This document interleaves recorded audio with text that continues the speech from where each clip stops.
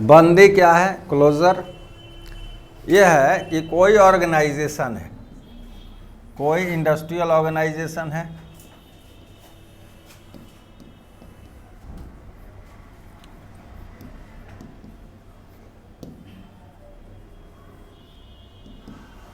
कोई industrial organisation है, यह इंडस्ट्रियल ऑर्गेनाइजेशन अगर हमेशा के लिए बंद हो रहा हो, हमेशा के लिए बंद, और फिर से वो स्टार्ट नहीं होगा, समझे, तो इसको हम कहते हैं बंदी। उसके बाद फिर से इसके में क्लॉज जोड़ा कि यह इंडस्ट्रियल ऑर्गेनाइजेशन है, इसका अलग अलग मानिए कि सेक्शन है, डिपार्टमेंट है, इंडस्ट्रियल ऑर्गेनाइजेशन का अलग अलग डिपार्टमेंट है, समझे। ये इंडस्ट्रियल ऑर्गेनाइजेशन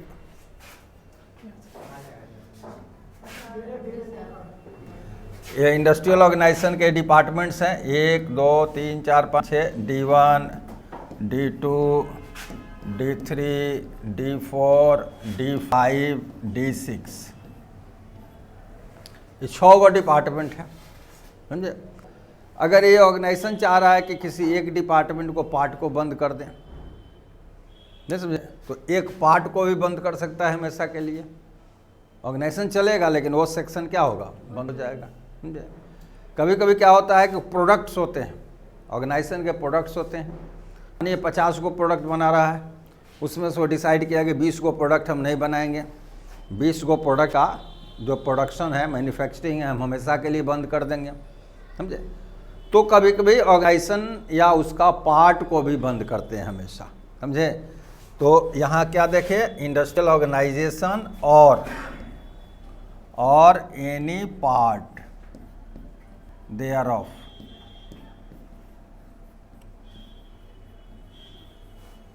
यानी पूरे ऑर्गेनाइजेशन एज ए होल को बंद कर दें, या उसके किसी डिवीज़न, किसी सेक्शन, किसी डिपार्टमेंट, किसी मैन्युफैक्चरिंग जोन को हमेशा के लिए बंद कर दें, तो इसको हम लोग कहते हैं बंदी, क्लोजर। ये इंडस्ट्रियल डिस्प्यूट्स एक्ट में 1947 में क्लोजर से संबंधित भी प्रावधान है, यानी कि इससे भी रिलेटेड प्रोविजंस जो है, लीगल प्रोविज़न आपको मेंशन्ड हैं, प्रोविजंस मेंशन्ड हैं under the industrial disputes act, industrial disputes act 1947 में। औद्योगिक विवाद अधिनियम 1947 में क्लोजर से रिलेटेड जो है वो प्रोविज़न मेंशन किया गया है। अब यहाँ देखना है कि क्या प्रावधान क्या कहता है, समझे। तो यहाँ बंदी समझे कि permanent closing of any industrial organisation और part thereof is known as closure. किसी औद्योगिक प्रतिष्ठान या उसके किसी भाग का हमेशा के लिए बंद होना ही बंदी कहा जाता है, समझे। अब है कि इंडस्ट्रियल डिस्प्यूट्स एक्ट 1947 में इससे रिलेटेड क्या प्रावधान है। तो इससे रिलेटेड दो ही तरह का प्रावधान है, एक को कहते हैं सामान्य प्रावधान और दूसरे को कहते हैं विशेष प्रावधान। अब हमको देखना है कि सामान्य प्रावधान और विशेष प्रावधान क्या है, उसमें क्या बातें कही गई है, क्या प्रावधान रखा गया है, समझे। उसी को अब हम लोग यहाँ डिस्कस करेंगे।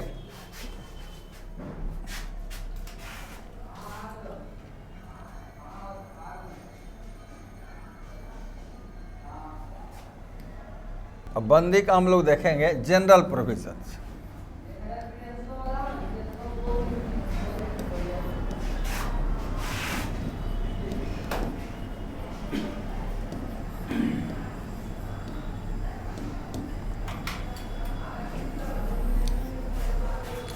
जनरल प्रोविजंस ऑफ क्लोजर, बंदी के सामान्य प्रावधान। ये कहाँ लागू होगा, जहाँ कम से कम 50 श्रमिक नियोजित हों, यानी the general provisions of the closure apply in those industrial organisation in which at least 50 workers are employed, यानी कि ये लागू होगा जहाँ कम से कम एटलीस्ट 50 वर्कर्स एम्प्लॉयड हों।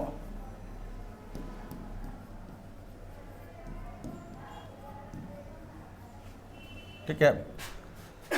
कि जहाँ कम से कम 50 श्रमिक नियोजित हों वहाँ बंदी का सामान्य प्रावधान लागू होगा। अब है पहला प्रावधान क्या है। पहला प्रावधान कहता है नोटिस ऑफ क्लोजर, बंदी की सूचना, बंदी की सूचना। ये सूचना जो है वर्कर को नहीं देना है, यह बंदी की सूचना देना है एप्रोप्रिएट गवर्नमेंट को। एम्प्लॉयर क्या करेगा, नोटिस देगा किसको, टू द एप्रोप्रिएट गवर्नमेंट, उपयुक्त सरकार को बंदी की सूचना देगा, एप्रोप्रिएट गवर्नमेंट को बंदी की सूचना देगा। कहता है कि एटलीस्ट 60 डेज प्रायर देना है। यह सूचना बंदी, जिस दिन बंदी करना है उससे कम से कम कितना दिन पहले, 60 दिन पहले देना है। ये एटलीस्ट 60 डेज प्रायर देना है और साथ में ये बंदी का रीज़न भी मेंशन करना है। नहीं समझे, इस सूचना में क्या मेंशन किया जाएगा, द रीज़न ऑफ क्लोजर, कि यह कारण है जिससे हमको बंदी करना पड़ रहा है। तो इसमें क्या मेंशन करेगा, 60 डेज प्रायर देगा और मेंशन करेगा इस नोटिस में, mentioning the reason of closure, mentioning the reason या cause of closure, cause of closure.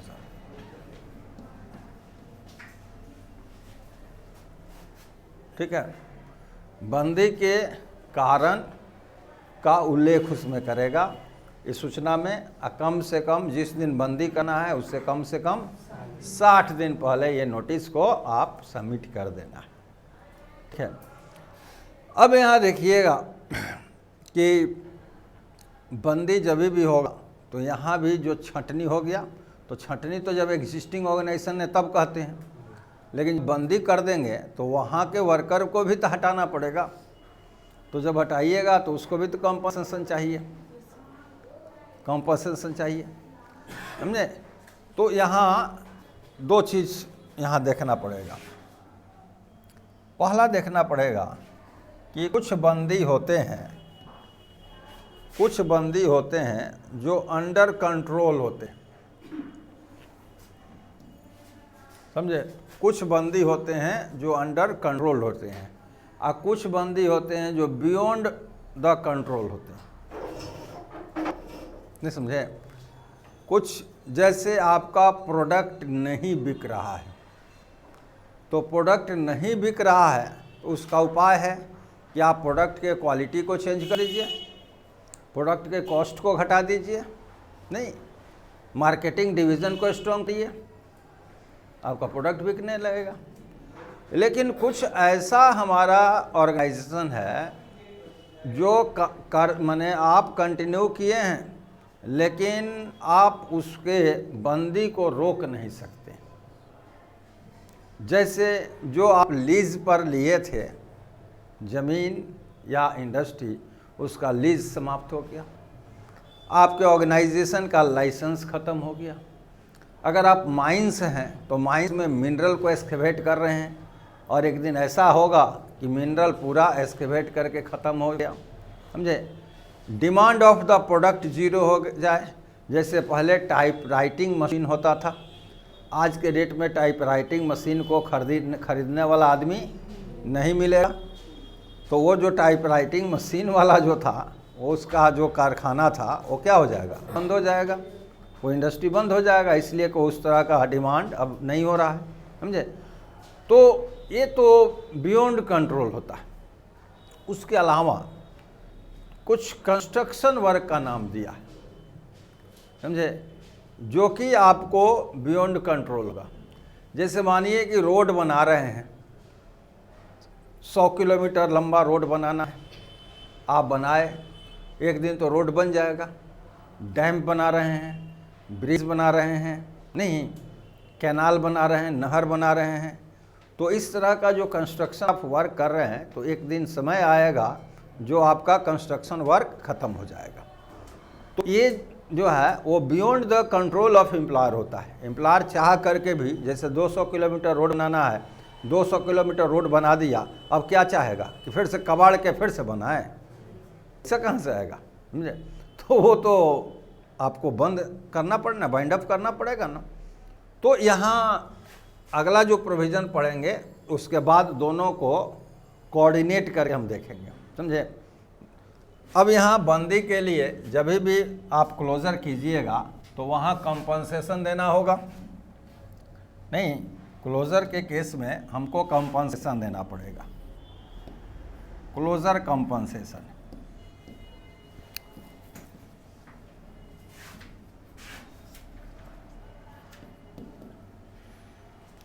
एक जिस तरह से रिट्रेंचमेंट का कंपनसेशन है, वहीं सेम क्लोजर का कंपनसेशन है। इसलिए का ऑर्गेनाइजेशन जब बंद हो जाएगा परमानेंट, तो वहाँ भी जो एम्प्लॉइज़ हैं वो क्या हो जाएंगे, हट जाएंगे, टर्मिनेट हो जाएंगे, समझे? तो यहाँ सरप्लस नहीं है, इंटायर है या किसी सेक्शन के टोटल एम्प्लॉई हैं, उनको टर्मिनेट करना पड़ेगा। तो हूबहू अमाउंट जो है क्लोजर का भी है। यहाँ भी क्या देना होगा, 15 days of wages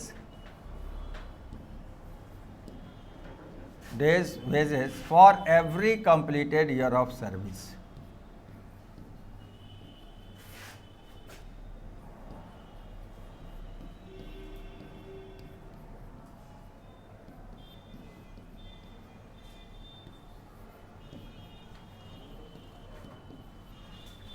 है समझे कि प्रत्येक वर्ष सेवा के लिए कितना देना पड़ेगा, 15 दिन की मजदूरी। तो वो आगे हम निकालेंगे, लेकिन अब ये दोनों को एक साथ इंटीग्रेट करके तीसरा प्रावधान आपका एक बोलेगा, और उसके बाद हम लोग देखेंगे क्या रेट होगा, लेंथ ऑफ सर्विस कैसे कैलकुलेट करेंगे, ठीक है? अब ये दोनों को एक साथ जोड़ के बोलेगा एक प्रावधान कि वैसा क्लोजर जो beyond the control of employer हो, जो नियोजक के कंट्रोल नियंत्रण के बाहर का क्लोजर हो, जिसको चाहते हुए भी एम्प्लॉयर लाख मैनेजमेंट को सेटअप करे, उसका रीस्ट्रक्चरिंग करे, फिर भी उस क्लोजर को रोक नहीं सकता है, समझे? तो वो है,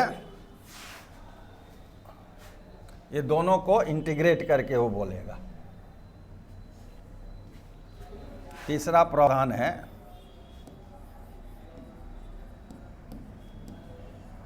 closure beyond the control of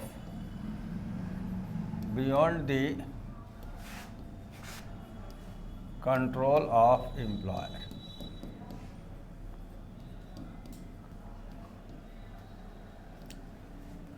यानी कि वैसा क्लोजर जो एम्प्लॉयर के कंट्रोल के बाहर का है, समझे? उसके लिए दो प्रावधान कहता है, दो प्रावधान इसमें है। पहला प्रावधान है कि कोई road, canal, dam, bridge etcetera का कंस्ट्रक्शन हो रहा है, नहीं समझे? इसका क्या हो रहा है, कंस्ट्रक्शन, निर्माण हो रहा है, निर्माण हो रहा है, और वह निर्माण कार्य जो है वो लेस देन 2 years चल रहा है, या ऐसे कहिए अप टू 2 years चल रहा है, नहीं समझे? ये कितना दिन चल रहा है, अप टू 2 years चल रहा है, समझे? तो यहाँ एडवांस नोटिस और कंपनसेशन नहीं लागू होगा। यानी कि यहाँ ये बंदी करने के पहले एडवांस नोटिस देना पड़ता था ना, एडवांस नोटिस नहीं देना पड़ेगा, और दूसरी बात कि कंपनसेशन का भुगतान नहीं किया जाएगा।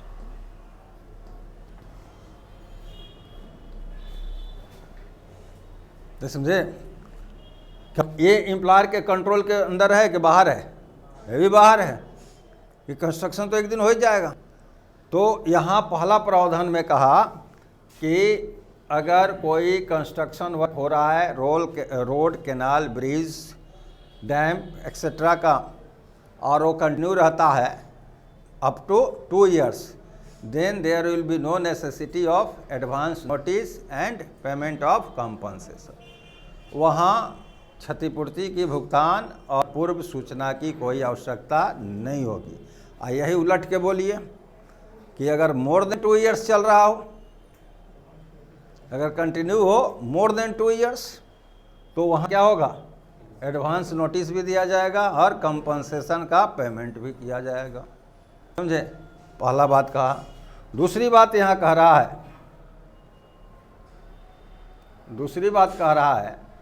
कि जैसे आप क्लोजर कर रहे हैं, क्लोजर हो रहा है,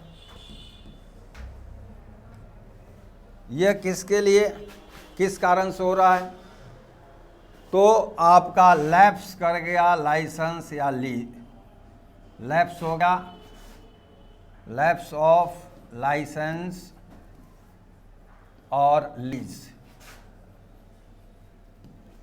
जो लीज पर लिए हैं नहीं, वह लीज आपका समाप्त हो गया, या जो लाइसेंस आप लिए हैं वो लाइसेंस एक्सपायर कर गया, रिन्यूअल नहीं हुआ, इसके चलते आप बाध्य होकर क्लोजर कर रहे हैं। नहीं, shortage of minerals in mines, shortage of minerals in mines,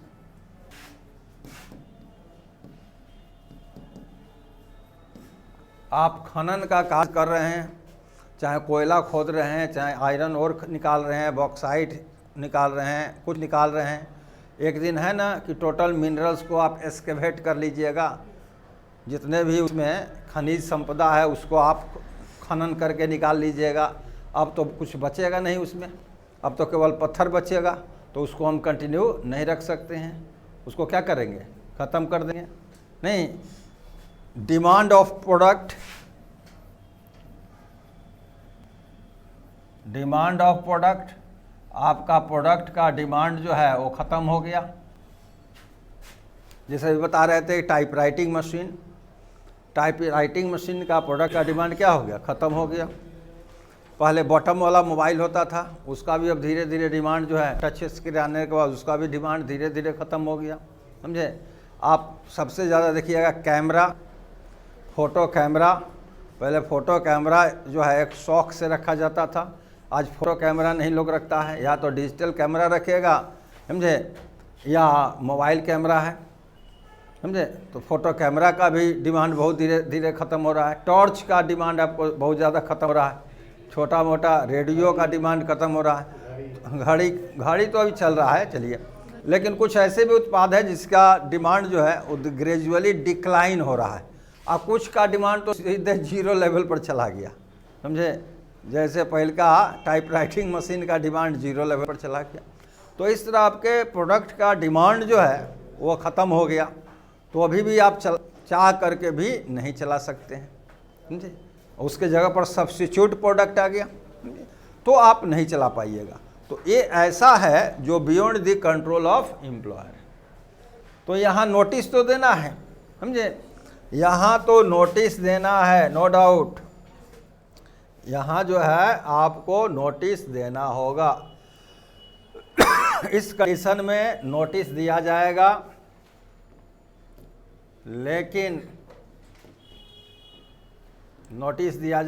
लेकिन जो कंपनसेशन होगा, जो अमाउंट ऑफ कंपनसेशन होगा, that shall be 3 months average wage. वो क्या होगा, 3 माह का औसत मजदूरी होगा। मात्र 3 माह का एवरेज वेज को दे करके आप बात खत्म। यानी वहाँ every completed year of service पर 15 दिन का वेज नहीं देना पड़ेगा। प्रति वर्ष की सेवा पर 15 दिन की मजदूरी नहीं देना पड़ेगा। मात्र कितना देना होगा, 3 माह का औसत मजदूरी आप दे करके और उसका विदाई समारोह कर दीजिए, समझे, बाइंड अप कर लीजिए। तो ये आपका ये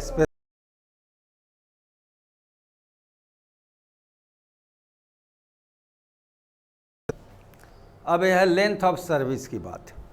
सेवा वर्ष की गणना करेंगे, और स्पेशल हो गया। स्पेशल 2 कंडीशन था, एक कंस्ट्रक्शन था और दूसरा एक सिचुएशनल फैक्टर था। तो कंस्ट्रक्शन में अगर 2 साल से ज़्यादा रहता है, कंटिन्यू करता है, तो वहाँ नोटिस भी देना होगा, कंपनसेशन भी देना होगा। और 2 साल से कम है तो न नोटिस देना है न कंपनसेशन देना है। दूसरा कि ये जो अनअवॉइडेबल सर्कमस्टांस थे,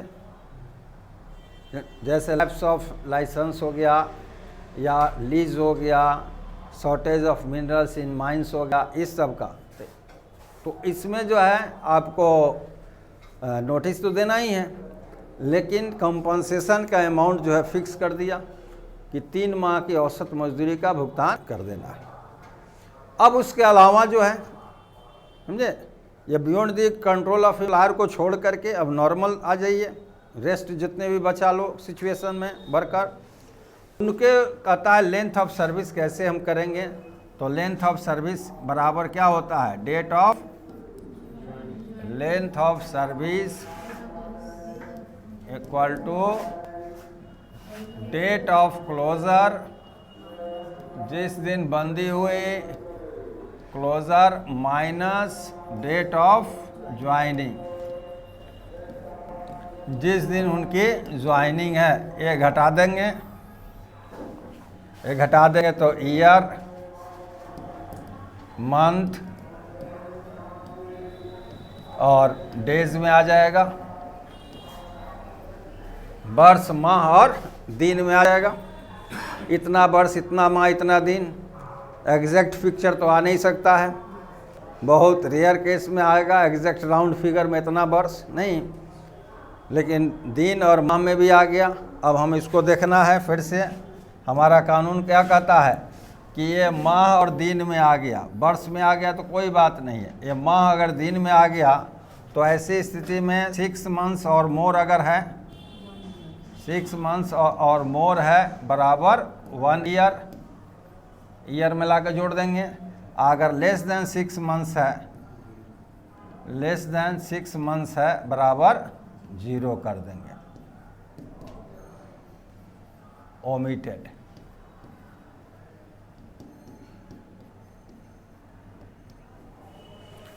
तो हम डायरेक्ट कहेंगे at the time of calculation of length of service the period 6 months और more shall be considered as 1 year and the period less than 6 months shall be omitted. यानी सेवा वर्ष की गणना करते समय 6 माह या अधिक की अवधि को 1 वर्ष माना जाएगा तथा 6 माह से कम अवधि की गणना नहीं की जाएगी, समझे, डायरेक्ट कर देंगे। और दूसरा एक है कि अमाउंट ऑफ कंपनसेशन का calculation, calculation of amount of compensation, ये अगला प्रोविज़न है कि जो क्षतिपूर्ति की राशि है उसकी भी गणना तो करना है, समझे। तो दूसरा आ जाएगा कि calculation of amount of compensation,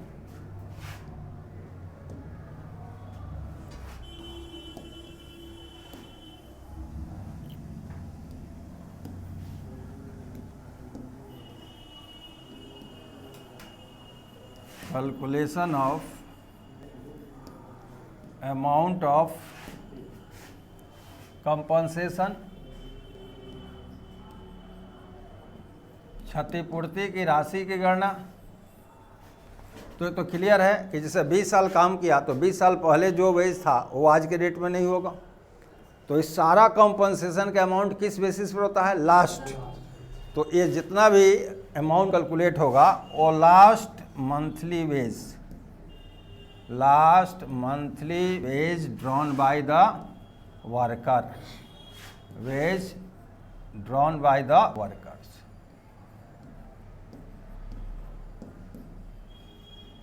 ये वर्कर्स द्वारा निकासी की गई, समझे, विड्रॉन, ड्रॉन के जगह पर विड्रॉन कर दीजिए, कन्फ्यूजन होगा नहीं,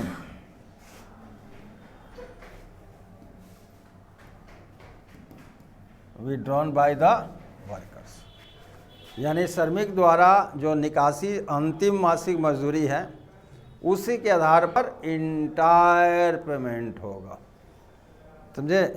इंटायर पेमेंट उसी के बेसिस पर किया जाएगा। जैसे कभी कभी ऐसे कर देता है कि ऐसे देखिए, अब ऐसे समझ लीजिए, जैसे 7 नवंबर को क्लोजर हुआ, 7 नवंबर को क्लोजर हुआ। अब लास्ट मंथली वेज कौन होगा? अक्टूबर का ना होगा। अक्टूबर जो लास्ट मंथली वेज है ना, तो अक्टूबर के वेज के बेसिस पर पेमेंट यहाँ होगा। इसीलिए कहा, ऐसा नहीं ना कि एकदम सीधे 1 नवंबर को होगा या लास्ट डे ऑफ अक्टूबर को क्लोजर होगा, वो तो मिडिल में कहीं हो जाए ना। तो ये वेज पीरियड तो एक्सपायर हुआ नहीं है, वेज पीरियड तो 30 नवंबर को समाप्त होगा। तो इसलिए अगर 7 नवंबर को क्लोजर हो गया तो हम लास्ट मंथ वेज कौन है? अक्टूबर का। तो अक्टूबर के बेसिस पर इंटायर अमाउंट ऑफ कंपनसेशन को कैलकुलेट कर देंगे, जो लास्ट मंथली वेज है। अब ये नहीं कि 20 साल पहले क्या वेज था, 10 साल पहले क्या वेज था, 5 साल पहले क्या वेज था, कुछ नहीं, नथिंग, समझे। लास्ट जो मंथली वेज है उसी के बेसिस पर हम इंटायर अमाउंट को कैलकुलेट करके और उसको पे कर देंगे। अब special provision, special provision of closure, बंदी का विशेष प्रावधान, ये कहाँ लागू हुआ? जहाँ एटलीस्ट 100 वर्कर्स एम्प्लॉयड हो।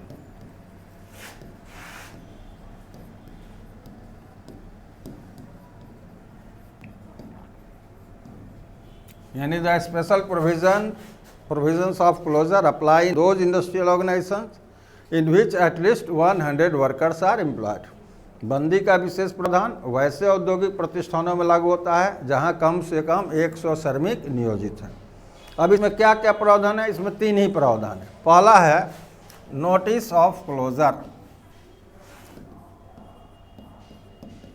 नोटिस ऑफ क्लोजर, बंदी की सूचना, समझे। यहाँ नोटिस देगा 90 दिन पहले, समझे। उसी तरह से एम्प्लॉयर जो है वो नोटिस देगा किसको? नोटिस देगा किसको? एप्रोप्रिएट गवर्नमेंट को। एप्रोप्रिएट गवर्नमेंट को नोटिस देगा कब? एटलीस्ट 90 डेज इन एडवांस, कम से कम 90 दिन पहले ये नोटिस देगा। और ये नोटिस में क्या मेंशन करेगा? हाँ, कॉज ऑफ मेंशन करेगा, cause of closure, cause of closure को मेंशन करेगा, ठीक है। वो वही प्रीवियस प्रावधान है, वहाँ 60 डेज है, यहाँ 90 डेज है। अब है कि जहाँ स्पेशल प्रोविज़न होगा वहाँ closure without the permission of the appropriate government आप नहीं कर सकते। यानी कि परमिशन फॉर क्लोजर ये लेना पड़ेगा। Without permission the employer shall not close या डिक्लेयर क्लोजर, समझे। न क्लोज बंद करेगा और न बंदी की घोषणा कर सकता है। अब दूसरा इसका प्रावधान है परमिशन फॉर क्लोजर,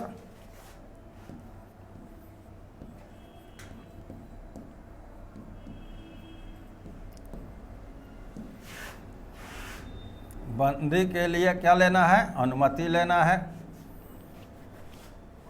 बिना अनुमति के आप बंदी नहीं कर सकते हैं, नहीं, ये अनुमति लेना है। तो एम्प्लॉयर क्या करेगा? एक एप्लीकेशन देगा। यहाँ नोटिस नहीं होगा, यहाँ क्या होगा? एप्लीकेशन। इसमें क्या मेंशन करेगा?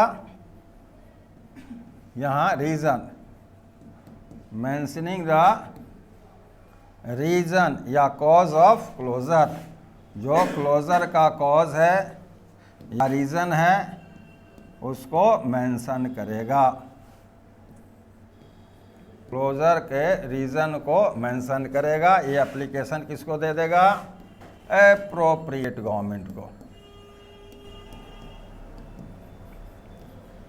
उपयुक्त सरकार को एक एप्लीकेशन दे देगा। अब वहीं प्रीवियस जो रिट्रेंचमेंट का है वहीं यहाँ भी रिपीट करेगा कि अब एप्रोप्रिएट गवर्नमेंट का स्टाइल क्या हो रहा है, एप्रोप्रिएट गवर्नमेंट का क्या स्टेप हो रहा है।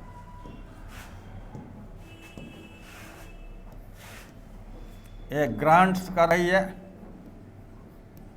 ग्रांट्स परमिशन ग्रांट कर रही है। एम्प्लॉयर जो है वो डिक्लेयर करेगा क्लोजर की घोषणा कर देगा। पहला एक। दूसरा situation, refuses to grant permission, refuses to grant permission. उपयुक्त सरकार क्या हुई? रिफ्यूज कर गई परमिशन ग्रांट नहीं करने का। ठीक है, तो यहाँ क्लोजर नहीं होगा, नो क्लोजर पहला हो गया। और दूसरा हो गया कि इफ डिक्लेयर्ड अगर क्लोजर की घोषणा कर देते हैं तो क्या हो जाएगा? इलीगल हो जाएगा। और इलीगल क्लोजर क्या होगा? पनिशेबल होगा, पनिशेबल ऑफेंस हो जाएगा, दंडनीय अपराध हो जाएगा। ठीक है, ये पनिशेबल ऑफेंस हो जाएगा। तीसरा है गवर्नमेंट का स्टाइल कि ना परमिशन ग्रांट कर रही है ना रिफ्यूज कर रही है। गवर्नमेंट क्या है? साइलेंट है। साइलेंट मतलब no information about the permission. ठीक है, तो कहता है कि एप्लीकेशन सबमिट किया, government is silent, government does not give any information about the permission या regarding the permission, then after the expiry of 60 days, after the expiry of 60 days, 60 दिन के समाप्ति के बाद, एप्लीकेशन देने के कितना दिन बाद? 60 दिन। ये परमिशन क्या माना जाएगा? ग्रांटेड माना जाएगा। अब एम्प्लॉयर क्लोजर कर देगा, permission shall be deemed as granted, ये ग्रांटेड माना जाएगा। अब एम्प्लॉयर यहाँ क्लोजर कर देगा, परमिशन ग्रांटेड मान लिया जाएगा। ठीक है, तो ये हमारा था परमिशन फॉर क्लोजर कि आप परमिशन के लिए एप्लीकेशन दिए, एप्लीकेशन में कारण का मेंशन कर दिए और एप्रोप्रिएट गवर्नमेंट को एप्लीकेशन दिया, परमिशन ग्रांट की, क्लोजर डिक्लेयर कीजिए। परमिशन ग्रांट करने से रिफ्यूज कर गई, क्लोजर नहीं कीजिए। अगर क्लोजर डिक्लेयर कर देते हैं तो इलीगल होगा, और इलीगल क्लोजर मतलब पनिशेबल ऑफेंस हो जाएगा, दंडनीय अपराध होगा। और यदि गवर्नमेंट साइलेंट रहती है तो after the expiry of 60 days, application जिस दिन दिए अनुमति के लिए उसके बाद 60 दिन तक गवर्नमेंट साइलेंट रह गई तो 60 दिन के बाद क्या माना जाएगा? परमिशन ऑटोमेटिक ऑटो मोड में ग्रांटेड माना जाएगा। समझे? और इसका लास्ट प्रोविज़न है, तीसरा प्रोविज़न है, थर्ड एंड लास्ट,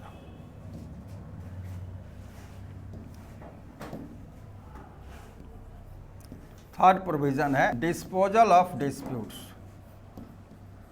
विवाद का निपटारा रिलेटेड टू क्लोजर, क्लोजर से संबंधित विवाद का निपटारा। समझे? तो क्लोजर से रिलेटेड जो भी डिस्प्यूट होगा उसको एप्रोप्रिएट गवर्नमेंट रेफर कहाँ करेगी? इंडस्ट्रियल ट्रिब्यूनल में। तो एप्रोप्रिएट गवर्नमेंट जो है, appropriate government shall refer the dispute related to closure, dispute related to closure